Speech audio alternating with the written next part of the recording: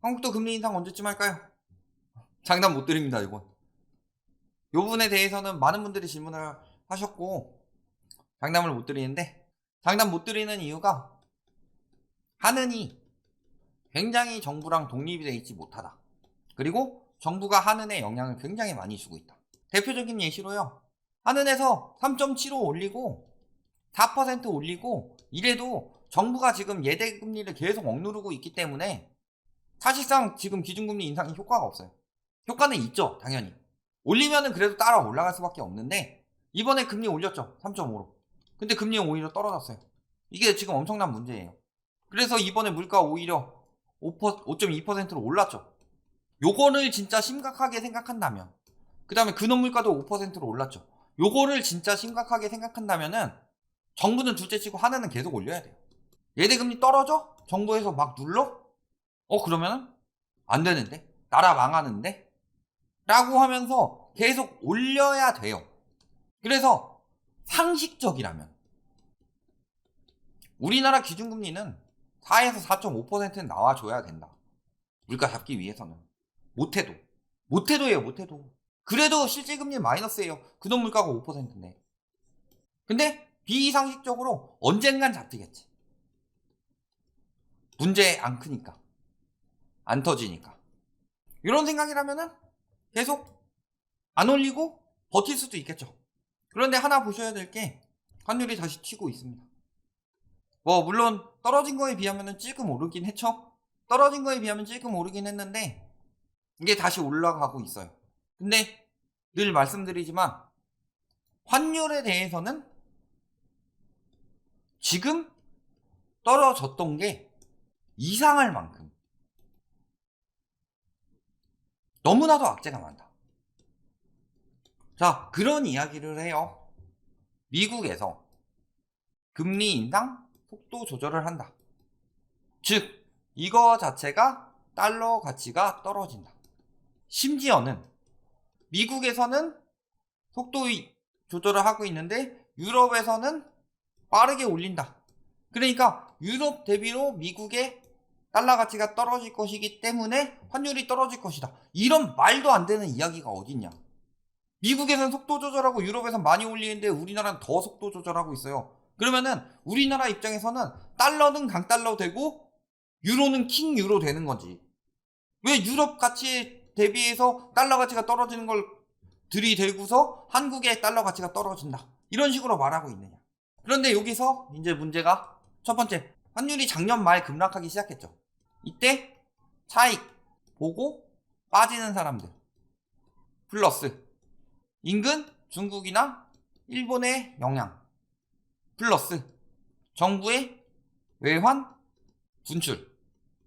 그래서 외환보유고가 보면 작년 중순 이후로 지금 조금 쌓여 다시 환율 떨어지거나 조금 늘어났다고 하더라도 지금 엄청 빠진 상황이에요. 그러니까 비쌀 때 달러를 싸게 엄청나게 풀어놓고서 싸게 다시 사서 쌓아놓고 있다. 오히려 국민들이 낚인 거다. 이렇게 볼 수도 있죠. 그 다음에 플러스로 국민연금과 달러 통화 스와핑 했죠. 이런 영향들이 있어서 작년 말부터 급락하기 시작했다.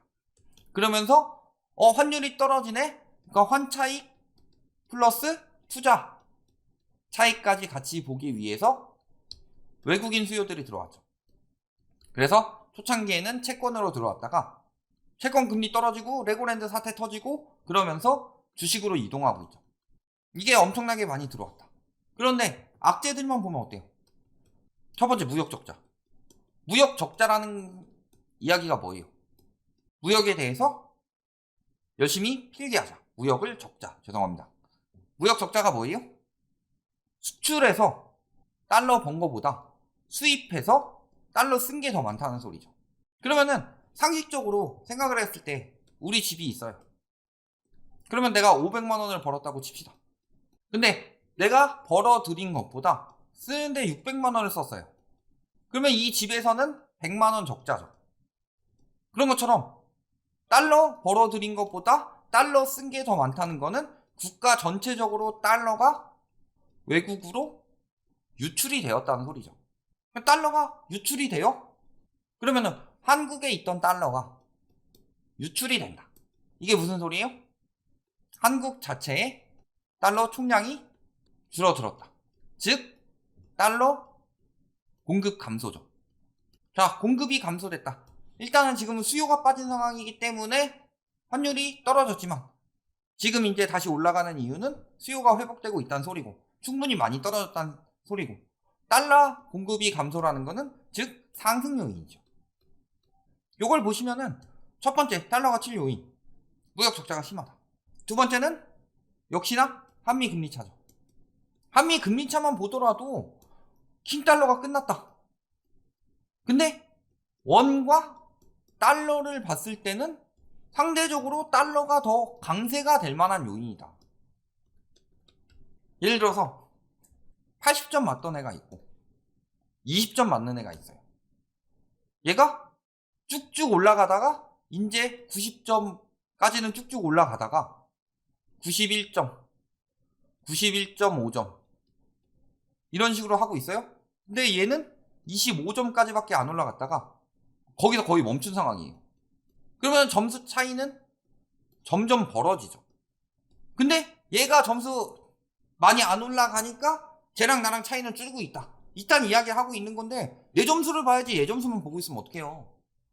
내 점수가 이 모양인데. 그 다음에 세 번째로 물가가 아닌 근원 물가를 봐야 되죠. 왜냐면 세계적으로 인플레이션 진정이 되고 있다. 이거는 유가 하락의 영향이 크죠. 플러스 식료품 하락이. 이 영향이 크다는 건 무슨 소리예요? 인플레이션 때문에 금리 인상으로 물가를 세계적으로 잡은 것도 있지만 수요가 회복되면서 어느 정도 증산도 하고 뭐 이런 영향들이 있다는 거죠. 이 변동성이 큰 것들은 잡혔는데 우리나라 근원적인 것은 하나도 안 잡혔다. 근원 물가는 왜 올라요? 자, 세계적인 부분 제외하면은 러시아 우크라이나 전쟁 이딴 소리 하고 있어요. 아까 저기 잠깐 나왔지만 고 교수님 뭐 이런 분들 러시아 우크라이나 전쟁 이야기를 하고 있어요. 아직도 이거 하고 자빠져 있어요. 근데 근원 물가 뭐 때문에 올랐어요? 유동성 때문에. 코로나 터지자마자 돈을 오지게 풀었는데 근원 물가가 왜 이제서야 올라요? 그때는 코로나 때문에 수요가 급감했으니까. 이제는 위드 코로나 상황이 됐죠. 그래서 코로나 때문에 못 돌아다닌다. 코로나 때문에 아니다. 이런 상황이 아니죠. 소비가 회복이 되고 있는 상황이에요. 그런데 돈을 풀었던 거를 회수를 못하고 있죠. 금리를 올려서 회수를 해야 되는데 정부에서 금리를 못 올리게 막고 있죠. 그것도 한 차례가 아니라 수차례에 걸쳐서. 그러다가 나중에는 심지어는 왜 예금금리를 건드렸느냐? 지금 예금금리를 건드리기 때문에 여러 가지 문제가 터지는 거예요. 대출금리는 억제하더라도 계속 올라갈 수밖에 없는 상황이에요. 근데 왜 예금금리를 건드렸느냐? 자금 조달 비용이 늘어나기 때문에 예금금리를 낮추게 되면은 자금 조달하는 금리가 떨어져서 대출금리를 올릴 수 있는 그 상황을 근원적으로 처단하겠다. 그런데 예금금리를 올리지 않고 대출금리를 올리지 않으면 유동성이 회수가 안 돼요. 근데 근원 물가가 왜 올라요? 근원적으로 물가가 오르는 이유가 뭐예요? 화폐가치 하락. 그러면 화폐가치 하락이 되는 이유는 뭐예요? 돈을 많이 풀었으니까. 자본주의 논리가 돈이 푼 만큼 화폐가치가 떨어지는 거잖아요. 그러니까 돈을 푼 거를 회수를 안 하게 만들어 버리니까 근원 물가가 떨어지질 않는 거예요.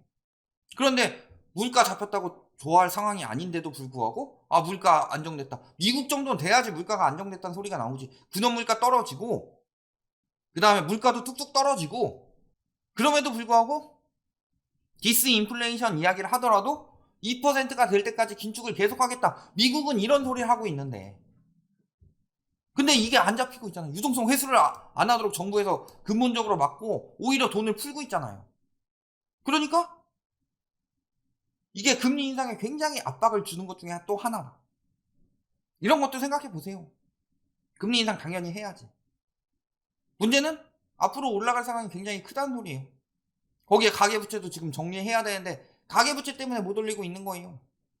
이게 크게 터질 수밖에 없어요. 금리 인상 해야 돼요. 그래서 해야만 하는데 첫 번째로는 하느니 열심히 해봤자 정부에서 낮춰가지고 효과도 없고 두 번째로는 뭐예요? 올리면 안 될 것처럼 이야기를 자꾸 나오는 거 자꾸 불안한 이야기를 하는 게 가계부채가 너무 크다. 가계부채 붕괴가 일어날까봐. 연착륙을 시키고 싶은데 경착륙이 일어날까봐. 근데 가계부채가 어느 나라가 연착륙이 돼봤었냐? 가계부채가 연착륙 된 나라가 있어요? 이미 저렇게 쌓인 이상은 연착륙의 가능성은 없다. 그런데 최대한 충격을 줄여보려고. 그래도 지금 상황에서 여기 높은 건물에 올라갔어요? 연착륙을 하려면 계단으로 걸어 내려와야 되는데 계단은 폐쇄됐고, 엘리베이터를 타는 것도 굉장히 빠르게 내려올 수 있는데 엘리베이터도 안 돼요. 이제 남은 건 뛰어내리는 수밖에 없어. 근데 그나마 우산 하나 들고 뛰어내리는 거죠. 만화 영화 같은 데 보면은 우산 들고 뛰어내리면 윙윙윙 하면서 천천히 떨어지는 것처럼 그나마 우산 하나 들고 떨어지는 거예요. 지금 하고 있는 정책들 자체가. 근데 이 우산이 굉장히 튼튼한 우산이면 괜찮겠죠. 근데 무슨 종이 우산 같은 걸 들고 있는 거예요. 그래서 처음에는 윙윙 하고 조금 떨어질 것 같은데 나중에 이거 다 터져버리면 어떻게 해요? 마찰력으로, 공기와의 마찰력으로 떨어뜨리는 속도는 늦어지는 건 없는데 오히려 무게만 더해진 셈이죠. 그러니까 지금 악수들만 가고 있는 거다. 상식적으로는 금리 인상을 해야 됩니다. 4% 이상. 그래서 4% 이상에 대해서 올해 4% 이상이라고 이야기를 많이 했는데 비상식적인 상황들이 굉장히 많이 나오고 있어요. 그래서 2022년에 3% 이상으로 금리 인상한다 라고 이야기한 거, 저희 고소하신 저희 영끌오족 수장님은 이렇게 금리가 빨리 오를 줄 몰라서 죄송하구나 이런 소리 하고 있는데, 저희는 21년도부터 22년도에 3% 이상 오를 것이다 그 얘기 했어요. 그리고 올해는 4% 이상 올라야 되고, 다만 비상식적으로 행동하고 있는 게 걱정이 많이 된다. 이런 상황이라는 거죠.